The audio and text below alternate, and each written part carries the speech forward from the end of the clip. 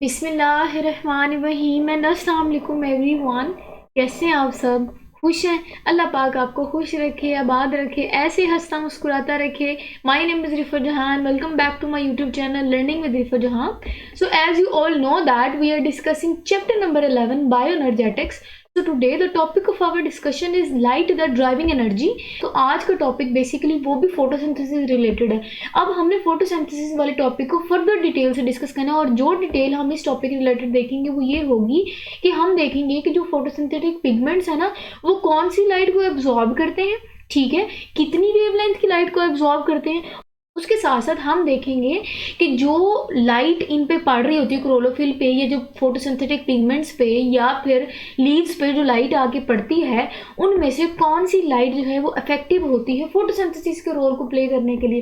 ठीक है, बेसिकली ये सारी की सारी बातें बताने का मकसद ये था कि आज हमने जो लाइट है, जो कि विजिबल लाइट है, उसको हमने देखना है कि उसके अंदर एनर्जी क्या है, कैसे ऑब्जॉर्व कर रही होती है, कौन सी लाइट ज़्यादा अच्छी ऑब्जॉर्व होती है और कौन सी लाइट जो है वो ज़्यादा इफेक्टिव है फोटोसिंथेसिस के लिए। समझ आ गई? नहीं भी आई तो परेशान होने की ज़रूरत नहीं है। यही सारी डिटेल जो भी मैंने आपको पॉइंट्स की शक्ल में बताई, हम आगे फर्दर डिटेल से देख भी लेते हैं, स्केच रिलेटेड भी देखेंगे, आपको बहुत अच्छे से समझ आ जाएगी। सबसे पहले हमने लाइट को डिस्कस करना है आज। अगर हम लाइट की बात करें तो आपको पता है कि हम बेसिकली विजिबल लाइट को डिस्कस कर रहे हैं। ये विजिबल लाइट हमने कहा था पीछे कि 7 कलर्स के होते हैं, जिसमें मैंने आपको एक हिंट विब्रिगो दिया था। मतलब कि V for violet, I for indigo, B for blue, G for green, R for red, Y for yellow and O for orange। ठीक है, तो ये सारी विजिबल लाइट थी। तो अब हम वो लाइट जो कि फोटोसिंथेसिस में अपना रोल प्ले कर रही होती है उसको हम थोड़ा सा डिस्कस करने जा रहे हैं। तो लाइट जो है वो बेसिकली आपको पता है कि डिफरेंट फॉर्म्स में होती है, ठीक है, डिफरेंट हालतों में होती है। लेकिन अगर हम वो लाइट जो कि फोटोसिंथेसिस में अपना रोल प्ले कर रही होती है उसकी नेचर की बात करें तो वो इलेक्ट्रोमैग्नेटिक एनर्जी होती है और रेडिएशन उसको बोलते हैं। अब इलेक्ट्रोमैग्नेटिक एनर्जी की अगर हम बात करें तो बेसिकली लाइट जो है वो भी आपको पता है एक एनर्जी की फॉर्म है ना। वो भी उन्होंने कहा कि स्पेसिफिकली इलेक्ट्रोमैग्नेटिक एनर्जी है। और हमने कहा कि ये जो इलेक्ट्रोमैग्नेटिक एनर्जी है इसका मतलब कि ये ऐसी एनर्जी है जिसको मूव करने के लिए किसी मीडियम की ज़रूरत नहीं पड़ती। आपको पता है कि लाइट को मूव करने के लिए किसी मीडियम की ज़रूरत नहीं पड़ती। एक पॉइंट समझ आ गया। नेक्स्ट कहते हैं कि अगर हम लाइट की बात करें, एक तो ये वेव्स की शक्ल में मूव करती हैं, स्प्रेड हो जाती है ना इर्द गिर्द, रेडिएशंस की शक्ल में इधर उधर फैल जाती हैं। उसके अलावा अगर हम लाइट के छोटे छोटे पार्टिकल्स की बात करें या फिर हम कहेंगे कि स्मॉल पैकेट्स ऑफ एनर्जी या लाइट पार्टिकल्स अगर हम कहें तो उनको फोटोन्स बोलते हैं। ये पॉइंट आप ध्यान से समझें क्योंकि आगे जितने भी टॉपिक्स आएंगे हम वहाँ ये टर्म बार बार यूज़ करेंगे, फोटोन फोटोन फोटोन। तो आपने फोटोन समझना है कि ये बेसिकली छोटे छोटे स्मॉल पैकेट्स हैं एनर्जी के, या आसान जुबान में ये लाइट पार्टिकल्स हैं, ठीक है, जिनको फोटोन्स बोला। उसके बाद ये जो रेडिएशन अभी हमने कहा कि लाइट को रेडिएशंस कहते हैं क्योंकि ये वेव्स की शक्ल में स्प्रेड होती है। वो बहुत इंपॉर्टेंट है लाइफ के लिए, ज़िंदगी के लिए। क्यों? क्योंकि ये जो लाइट हम बात करें ये बेसिकली हम सोलर लाइट की बात कर रहे हैं या हम सनलाइट की बात करें। तो जो सनलाइट है वो ज़िंदगी के लिए बहुत ज़रूरी है। आपको पता है कि सनलाइट अगर ना हो तो प्लांट्स जो है वो फोटोसिंथेसिस नहीं कर सकते।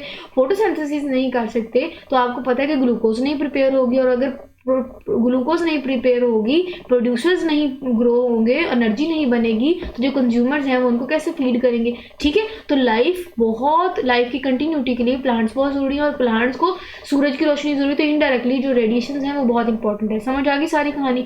उसके बाद कहते हैं कि अगर हम विजिबल लाइट की बात करें, वो विजिबल लाइट जो स्पेसिफिकली फोटोसिंथेसिस में अपना रोल प्ले कर रही है, उसकी हमने वेवलेंथ की जो रेंज है वो अपने पिछले टॉपिक में भी डिस्कस की थी कि वो 380 से 750 नैनोमीटर की रेंज होती है। तो हम देखेंगे कि स्पेसिफिकली जो फोटोसिंथेटिक पिगमेंट्स हैं वो कौन सी लाइट को, मतलब कि कौन से कलर की लाइट को, कितनी वेवलेंथ की लाइट को वो अपने अंदर एब्जॉर्ब कर रही होती है। समझ आ गई? नेक्स्ट कहते हैं कि अगर हम सनलाइट की बात करें तो वो एनर्जी जो है वो एब्जॉर्ब की जाती है बाय द क्लोरोफिल। अभी हमने पीछे कहा कि क्लोरोफिल का जो स्ट्रक्चर है ये बेसिकली क्लोरोप्लास्ट के थैलाकोइड के स्ट्रक्चर में मौजूद होता है। और ये क्लोरोफिल जो है वो ये एबिलिटी रखता है कि सनलाइट को वो एब्जॉर्ब करे और कन्वर्ट करे इनटू केमिकल एनर्जी। तो क्लोरोफिल जो है वो अपना रोल प्ले करती है सोलर एनर्जी को कन्वर्ट करने में इनटू केमिकल एनर्जी। समझ आ गई? नेक्स्ट पॉइंट अगर हम बात करें तो कहते हैं कि ओनली 1% ऑफ द लाइट जो फॉल होती है ऑन द लीव सरफेस वो ही एब्जॉर्ब होती है, बाकी रिफ्लेक्ट बैक कर दी जाती है, बाकी रिफ्लेक्टेड होती है, ट्रांसमिटेड हो जाती है। समझ आ गई। लीफ सरफेस पे बहुत ज्यादा लाइट आना और उस लाइट में से भी सिर्फ 1% लाइट का उस लीफ के अंदर एब्जॉर्ब हो जाना और 1% लाइट का फोटोसिंथेसिस का प्रोसेस परफॉर्म करना। ठीक हो गया। नेक्स्ट अब हमने इनका कुछ ग्राफ देखना है, फिर उसके बाद हम एब्जॉर्प्शन स्पेक्ट्रम और एक्शन स्पेक्ट्रम का बेसिकली डिफरेंस देखेंगे। एब्जॉर्प्शन स्पेक्ट्रम कहते हैं एक ग्राफ जिसमें हम देखेंगे कि कौन सा पिगमेंट जो है वो हम डिफरेंट पिगमेंट्स जैसा कि क्लोरोफिल ए, बी और कैरोटीनॉइड्स जैसा कि हम एसेसरी पिगमेंट्स कह सकते हैं, तो हम देखेंगे कि वो क्या ग्राफ बनाते हैं कि किस लाइट को वो कितनी हद तक एब्जॉर्ब करते हैं, या फिर हम देखेंगे कि क्लोरोफिल में कौन सी लाइट ज़्यादा हद तक एब्जॉर्ब होती है, या फिर हम देखेंगे कि कैरोटीनॉइड्स में किस हद तक एब्जॉर्ब होती है। इसी तरह हम एक्शन स्पेक्ट्रम में ये देखेंगे कि कौन सी लाइट कितनी इफेक्टिव है फोटोसिंथेसिस को परफॉर्म करने के लिए। समझ आ गई। थोड़ी थोड़ी बात समझें। ये ग्राफ सबसे पहले आप देख लें, फिर उसके बाद हम इन पॉइंट्स को देखते हैं। एक ग्राफ ये है, एक ग्राफ ये है। यहाँ मैंने आपके साथ एब्जॉर्प्शन स्पेक्ट्रम का ग्राफ शो किया। स्पेक्ट्रम बेसिकली ऐसा ग्राफ जो हमें डाटा देता है एब्जॉर्प्शन ऑफ लाइट, कि किस हद तक कितनी वेवलेंथ की लाइट जो है वो एब्जॉर्ब होती है। अच्छा, नीचे आप ये देखें तो ये वो 7 कलर्स हैं जिनको रेनबो कलर भी बोलते हैं, अभी मैंने आपको बताया। तो ये जो कलर्स हैं बेसिकली ये ब्लू है, आपको नजर आ रही है, येलो, ऑरेंज, रेड, और इसमें हमने कहा कि इंडिगो भी है, ग्रीन भी है। ठीक है, ये सारे के सारे कलर्स जो हैं, इनमें से आप देखें ना तो ब्लू लाइट जो है, जो ब्लू लाइट का जो स्पेक्ट्रम है वो काफी ज्यादा पीक शो कर रहा है। और ये क्लोरोफिल ए की बात करें तो ग्रीन लाइट जो आपको नजर आ रही है वो क्लोरोफिल ए है, और जो इन्होंने क्लोरोफिल बी के लिए लाइन यूज की है वो लाइट सी ग्रीन है। और उसके बाद कैरोटीनॉइड्स के लिए इन्होंने आपको समझाने के लिए येलो लाइट यूज की है। दैट मीन्स कि ये डिफरेंट फोटोसिंथेटिक पिगमेंट्स हैं और उनका डिफरेंट वो ग्राफ दिखा रहे हैं, डिफरेंट स्पेक्ट्रम दिखा रहे हैं। ठीक है, एब्जॉर्प्शन रिलेटेड। तो अब आप क्लोरोफिल ए का अगर कंपैरिजन देखें तो वो ब्लू लाइट पे ज्यादा उन्होंने स्पेक्ट्रम शो किया। उसके बाद यहाँ आ जाए, ये वैली बन गई। वैली कहते हैं ये पूरी पूरी स्ट्रेट लाइन आ गई, ये वैली है, ये पीक होती है, ये वैली है। ठीक है, वैली वो पॉइंट जहां से सारे के सारा ग्राफ जो है वो बिल्कुल स्ट्रेट लाइन शो करे। ठीक है, तो एक पीक ये, और अगर आप क्लोरोफिल ए देखें तो दूसरा पीक ये है। ठीक है, और वो जो दूसरा पीक आपको नजर आ रहा है वो रेड का है। दैट मीन्स क्लोरोफिल ए जो है वो ब्लू और रेड लाइट को ज्यादा एब्जॉर्ब करती है। समझ आ गई। उसके बाद अगर हम क्लोरोफिल बी की बात करें तो ये कहीं सेंटर में आता है, थोड़ा सा डिफरेंस है इनका। ठीक है, उसके अलावा ये भी वैली शो करते हैं, इनमें भी स्ट्रेट लाइन होती है। कैरोटीनॉइड्स में भी जो है वो आपको पीक्स नजर आ रही है, लेकिन उनकी पीक्स जो है वो कम है। अच्छा, अब यहाँ ये समझे, मैंने आपको कहा था कि अगर हम मेन पिगमेंट की बात करें वो क्लोरोफिल ए है, और अगर इनकी बात करें ये जो है ना ये हेल्पर्स होते हैं, ये इनको हेल्प करते हैं। लाइट तो ये एब्जॉर्ब करते हैं, फोटोसिंथेसिस में ये भी अपना रोल प्ले कर रहे थे, लेकिन इन्होंने ये जो जितनी भी लाइट एब्जॉर्ब की है, जो आपको ग्राफ की फॉर्म में वो पीक्स दिखा रहे, ये तमाम की तमाम एनर्जी ये ट्रांसफर कर देंगे क्लोरोफिल ए को, और कहेंगे कि अब भाई आप सारे का सारा काम करें, आप जो है वो फोटोसिंथेसिस का सारा फोटोसिंथेसिस का प्रोसेस परफॉर्म करें। समझ आ गई। यहाँ आ जाए, ये बेसिकली एक्शन स्पेक्ट्रम है। एक्शन स्पेक्ट्रम में भी वो क्लोरोफिल ए और बी का कंपैरिजन बता रहे हैं। वो कंपैरिजन ये है कि अगर हम ब्लू लाइट शो कर रही है क्लोरोफिल ए को, तो जो क्लोरोफिल ए है वो भी 2 पीक्स बना रहे हैं, एक ब्लू पे और एक रेड पे। ठीक है, लेकिन अगर आप ध्यान से देखो तो जो रेड कलर की पीक है वो थोड़ी सी इससे ज्यादा है। अच्छा, रेड पीक ज्यादा होने का मकसद ये है कि जो क्लोरोफिल ए में रेड कलर है, जो क्लोरोफिल ए रेड कलर की लाइट को, रेड कलर की विजिबल लाइट को एब्जॉर्ब करता है, वो लाइट ज्यादा इफेक्टिव है फोटोसिंथेसिस के रोल को परफॉर्म करने के लिए। समझ आ गई। इसका मतलब ब्लू भी है, लेकिन अगर हम इन दोनों को कंपैरिजन देखें तो रेड कलर की जो लाइट है वो क्लोरोफिल ए जो एब्जॉर्ब कर रही होती है वो ज्यादा इफेक्टिव होती है फोटोसिंथेसिस के प्रोसेस के लिए। उसके बाद अगर हम क्लोरोफिल बी की बात करें तो वो भी पीक्स शो करती हैं, लेकिन ये जितनी भी वो इफेक्टिव लाइट्स को एब्जॉर्ब कर रही होती है इनडायरेक्टली वो दे इसको ही रही होती है। तो क्लोरोफिल जो है वो मेन पिगमेंट है, तो वो मेन काम परफॉर्म कर होता है। स्पेक्ट्रम समझ आ गई। स्पेक्ट्रम में सिर्फ ये डाटा था कि ब्लू और रेड कलर जो है वो एक तो एब्जॉर्ब भी ज्यादा होता है, और वो एब्जॉर्ब क्या कर रहे होते हैं, वो फोटोसिंथेटिक पिगमेंट्स कर रहे होते हैं। उसके अलावा अगर हम इफेक्टिवनेस की बात करें, जो कि एक्शन स्पेक्ट्रम शो कर रहे हैं हमें, वो ये कर रहा है कि अगेन ब्लू और रेड रेंज में ही हमें ज्यादा इफेक्टिव लाइट नजर आई, ब्लू और रेड। लेकिन कंपैरिजन देखा जाए तो रेड थोड़ी ज्यादा इफेक्टिव है फोटोसिंथेसिस का प्रोसेस करने के लिए। उसके बाद अब हमने इनके पॉइंट्स डिस्कस करने, जो मैंने डाटा आपको पीछे बताया, अब हम उनको पॉइंट्स की फॉर्म में डिस्कस करते हैं। कहते हैं कि अगर हम एब्जॉर्प्शन स्पेक्ट्रम की बात करें, ये ऐसा ग्राफ है जिसमें डिफरेंट पिगमेंट्स दिखाए जाते हैं जो कि डिफरेंट वेवलेंथ की लाइट के एब्जॉर्ब करते हैं। ये जो नंबर आपको बताया ये डिफरेंट वेवलेंथ का नंबर है, नीचे कलर है, और कंपैरिजन बता रहा है तो हम देखेंगे कि जो 430 है ना, ये वेवलेंथ है ना नीचे, तो कहेंगे कि हम देखेंगे कि 430 पे एक तो पीक बहुत ज़्यादा है, दूसरी यहाँ आ जाए तो 670 पे कहीं पीक बहुत ज़्यादा है।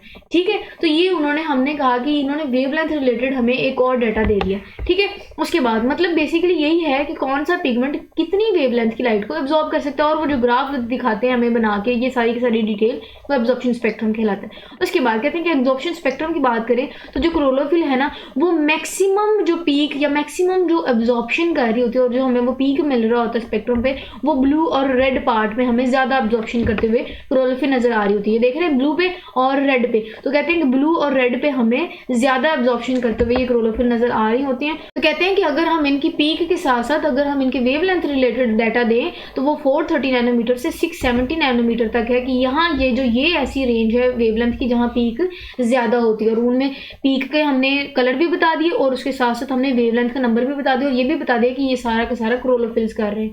ठीक होगा। उसके बाद कहते हैं कि अगर हम कैरोटिनॉइड्स की बात करें, कैरोटिनॉइड्स का मतलब होता है कि एसेसरी पिगमेंट्स की बात करें तो वो भी एब्जॉर्प्शन कर रहे होते हैं, पीक्स उनमें भी बन रही होती हैं, लेकिन वो पीक्स अगर हम कंपैरिजन करें तो वो क्लोरोफिल से बहुत डिफरेंट होती है। देख सकते हैं ना, थोड़ा डिफरेंट होती है। ठीक है, आपको साइज के हिसाब से भी नजर आ रहा होगा, पीक्स के साइज के हिसाब से भी, और वैसे भी आपको वैली के साइज पे। इसका मतलब कि ये जो कैरोटिनॉइड वाली पीक्स है ये बाकी क्लोरोफिल से डिफरेंट है, वो हमने देख लिया।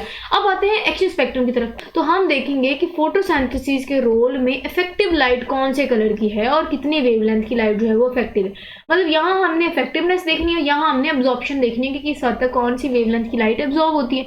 उसके बाद नेक्स्ट पॉइंट डिस्कस करते हैं, वो ये कि डिफरेंट वेवलेंथ की आपको पता है कि लाइट एब्जॉर्ब होती है बाय द फोटोसिंथेटिक पिगमेंट्स, लेकिन उसमें भी कहते हैं कि अब हम देखेंगे कि कौन सी ज्यादा इफेक्टिव है।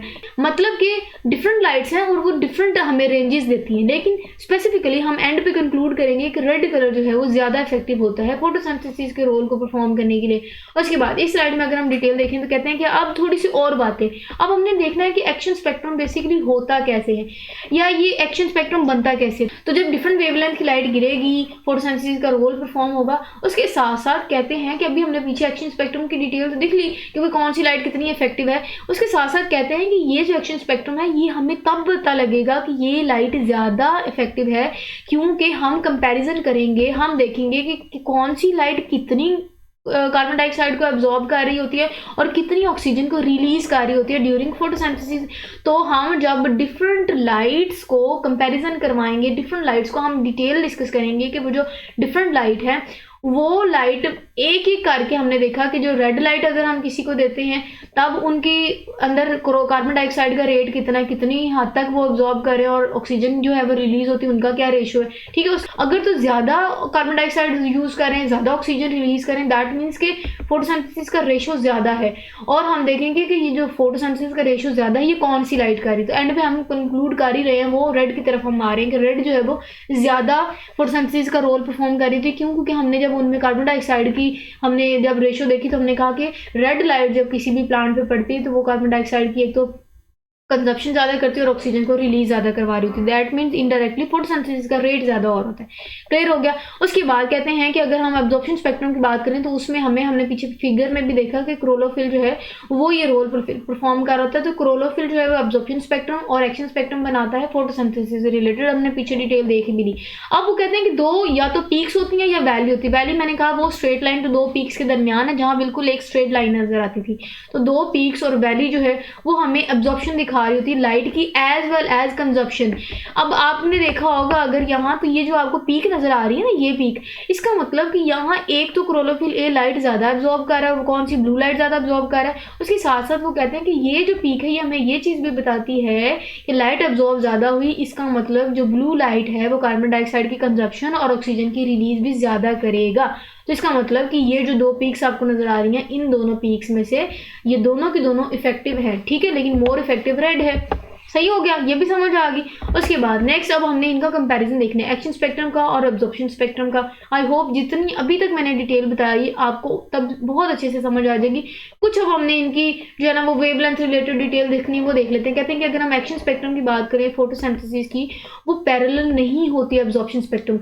मतलब अगर हम एक्शन स्पेक्ट्रम की पीक्स और एब्जॉर्प्शन स्पेक्ट्रम का ग्राफ, इन दोनों की पीक्स अगर हम कंपैरिजन करें तो ये पैरेलल नहीं है। हमें वेव जो है इनकी जो नजर आ रही है ऊपर की पीक्स वो बहुत डिफरेंट नजर आती है। हाँ डिफरेंट है, ये ग्राफ डिफरेंट है। ठीक है, उसके बाद नेक्स्ट कह रहे हैं कि अगर हम इनका कंपैरिजन करवाएं पीक्स का एब्जॉर्प्शन स्पेक्ट्रम में, तो जो पीक्स है ना एक्शन स्पेक्ट्रम की वो ब्रॉडर होती है, देख लेते हैं।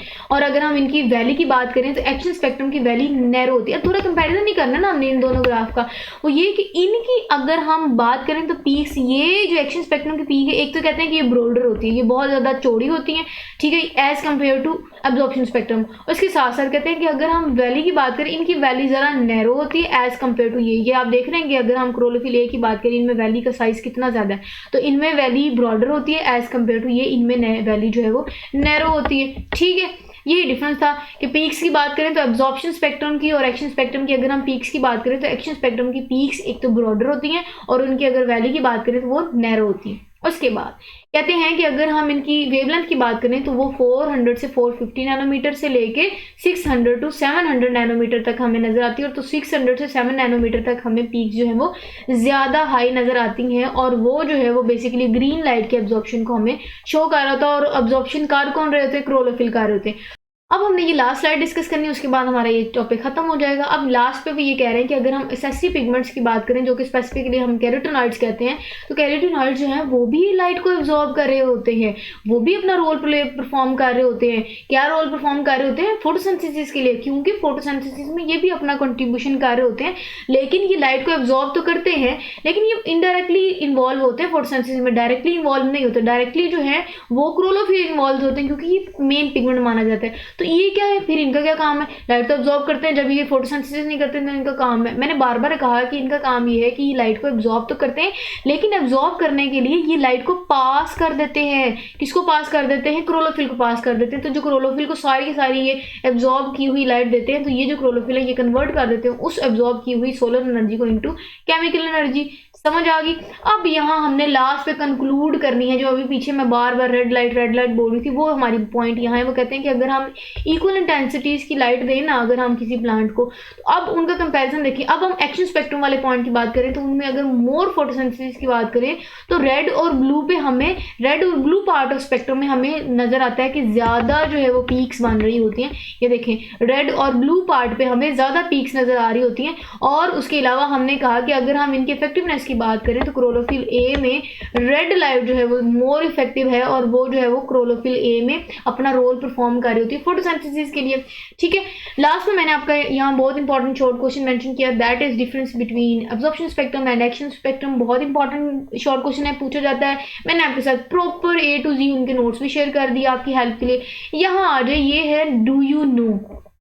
नेक्स्ट है कि TW एंगलमैन था जिसने 1836 में किया ये था कि हमें सबसे पहले एक्शन स्पेक्ट्रम दिया, ठीक है। अब एक्शन स्पेक्ट्रम जो इसने दिया वो किसके रिलेटेड ये डाटा हमें दिया उसने, ये ग्राफ जो उसने बनाया, इसने किसके रिलेटेड ग्राफ बनाया, क्या डिटेल डिस्कस की थी? तो उसने बेसिकली स्पायरोगिरा दिया। अब जो स्पायरोगिरा है ये एक एल्गी है, और इसने किया क्या, उसने इसमें फोटोसिंथेसिस का रेट डिस्कस किया। इसमें उसने लाइट इस पे फॉल की और उसने देखा कि कौन सी लाइट ज़्यादा एब्जॉर्ब हो रही है, कौन सी इफेक्टिव है इसकी फोटोसिंथेसिस के लिए, ठीक है। हुआ ये कि जब इसने इन पे लाइट फॉल की ना, स्पायरोगिरा पे इसने लाइट को फॉल किया, जब लाइट फॉल किया तो उसके बाद इन्होंने इस स्पायरोगिरा के इर्द गिर्द एरोबिक बैक्टीरिया को छोड़ दिया।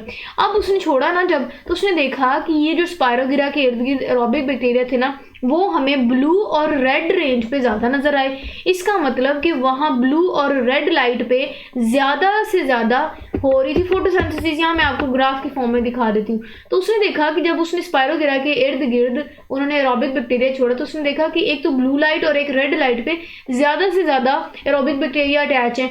तो उन्होंने कहा कि इसका मतलब यहाँ ज़्यादा से ज़्यादा कार्बन डाइऑक्साइड की कंजप्शन और ज़्यादा से ज़्यादा ऑक्सीजन रिलीज हो रही है, तभी तो एरोबिक बैक्टीरिया जो कि ऑक्सीजन को यूज़ करते हैं वो इस एरिया पे ज़्यादा है, ठीक है। फिर उन्होंने जब इन दोनों ब्लू और रेड का भी कंपैरिजन देखा तो उन्होंने कहा रेड लाइट जो है वो ज़्यादा इफेक्टिव है, क्योंकि रेड लाइट में मौजूद एरोबिक बैक्टीरिया का नंबर ज़्यादा था। इसका मतलब यहाँ ज़्यादा नंबर में ऑक्सीजन रिलीज हो रही थी और कार्बन डाइऑक्साइड जो है वो कंज्यूम हो रही थी। इस वजह से उन्होंने हमें सबसे पहले जो एक्शन स्पेक्ट्रम है वो इस साइंटिस्ट ने दिया, TW एंगलमैन ने 1883 में। उसके बाद उन्होंने डिटेल हमें दे दी कि रेड लाइट जो है वो ज़्यादा एब्जॉर्ब होती है।